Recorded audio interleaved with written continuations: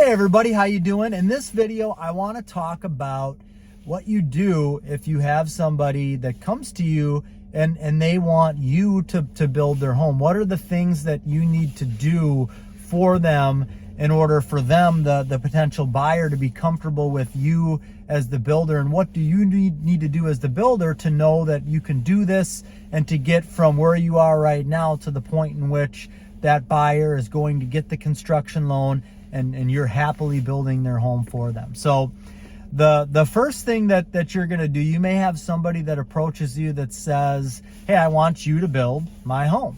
Maybe they've got a plan already that they found online. Let's take that scenario first. So what you would do is, number one, you can go back, check out one of my videos. I talk about finding contractors, because you're going to need to find contractors. You know, that's kind of, let's assume this is already all in place and you've got a draftsman and contractors. But what you would do is you would take that buyer's plan. You would sit down with the buyer first off and kind of go through the plan with them and ask if there's anything that they would want changed with the plan. Do they want to just build it verbatim? Go room by room. What types of finishes are they looking for? I've got a buyer worksheet that I can provide. I've got a $5 per month Facebook group that you can join, where you have access to checklists and forms. But you can sit down with this buyer worksheet that I've got and kind of go through room by room and find out what the finishes are throughout the house. It kind of prompts you to ask all of the questions that you need to ask, so that by the time you're done with that initial meeting, you've got enough information to start putting pricing together. So what you would do is you would take all of the notes.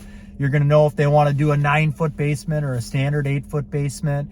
You're going to want to know if they want to do cathedral ceilings or just the 10-foot ceilings that are shown on the plan.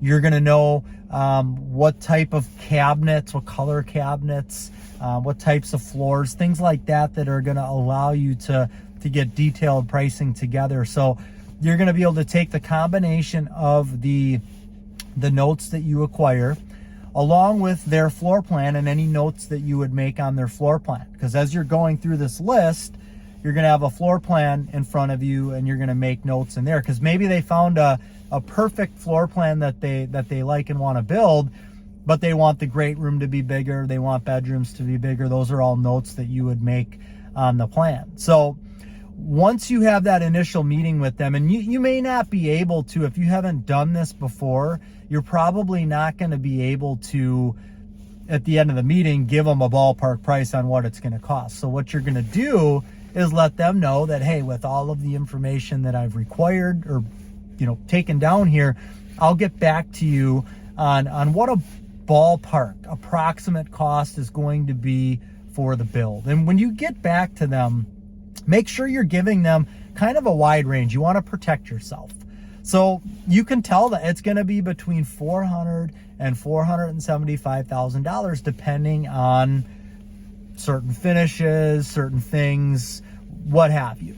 If they say, okay, yeah, that's fine, that's within my range. We'd like to keep it closer to the, 425, but okay, that's within the range. Then you can take the plan with the notes and you can give that to a draftsman, and they can draw up a blueprint, a full detailed blueprint, which is what you will need to then take and send that out to different subcontractors to get pricing on all the different line items. Again, I'm going to go back to that group that I have. There's a budget form that is in that group that you can basically fill in. And once you've got all the line items filled in on that budget form, you know what your build cost is, and then you can get back to them. You can put your markup on there and get back to them and say, this is what the cost is. Now, one thing that you're going to need to let them know, if they're finding a plan from online that they're bringing in, then you let them know that there's going to be a charge. So somewhere on the website where they found the plan, you're going to have to buy the license to build that home. Otherwise, you can get sued by whoever that plan designer is. So you're going to want to let them know that, that's something that I'm going to have to add into the build costs. And that's typically not that much. We'll say $1,000 to purchase the license in order to do that. But what you're going to do then is take all that information. You're going to get blueprints drawn. You've got information as far as what they're looking for certain types of finishes. So you know when you're sending the blueprint to the cabinet company, hey, they want white cabinets. They want the cabinets to run to the ceiling. You've got some general information so that you're not just sending them a blueprint and then they're sending you back a price based upon their bottom line starting point cabinet. I reference my $5 per month Facebook group. I've got a few different consulting options. One is a monthly phone call where we can cover a lot of ground. It's an hour phone call per month. The $5 per month Facebook group, I'm answering any questions that are posted in there. There's other people that are building spec homes and getting started that are posting things. You'll learn from things that they're posting. You can interact in there as well. There's also checklists, budget forms, selections forms, things like that that can help you through the process that are included with that, as well as some additional videos. So that's all along with that $5 per month Facebook group. So I'll put the details for my services in the description below.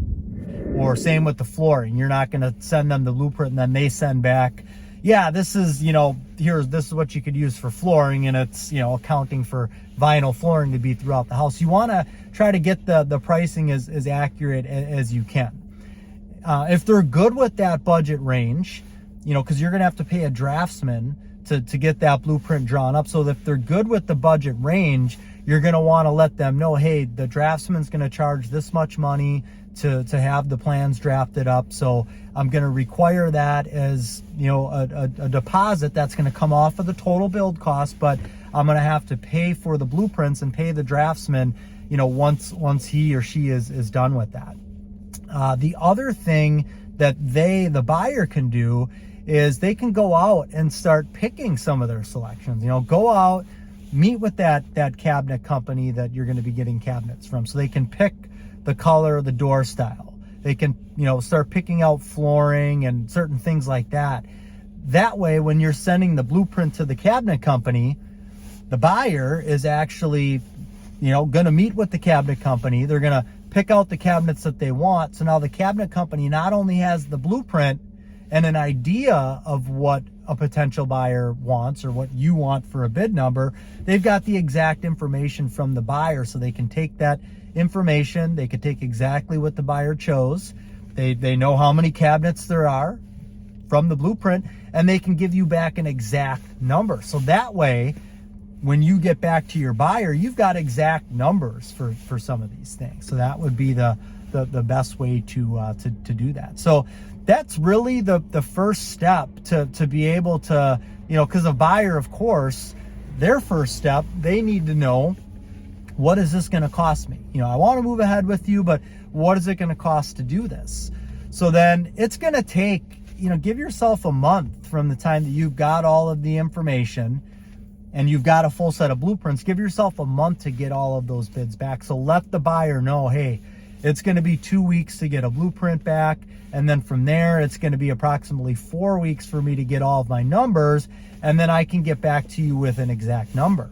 Now, once you get all those numbers back and you've got your budget sheet filled in, you know what your markup is, you've got a total that you've given to the buyer, you can then put a building contract together and say, this is what the build cost is going to be $500,000. It includes this, that, and the other, which are all things that you went over with the buyer, that they've already went out and picked.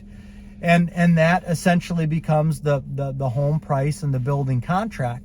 That's then going to go to the bank with the building contract, and then the bank can take that and start the construction loan process. From there, you're going to continue forward with survey work and with getting contractors lined up to actually, pencil in yourself for a dig date, to get other site prep done, things that you need to start scheduling. You can also start to get ready for going in for the building permit while the customer has all their stuff at the bank. The bank's typically going to take between 30 and 45 days.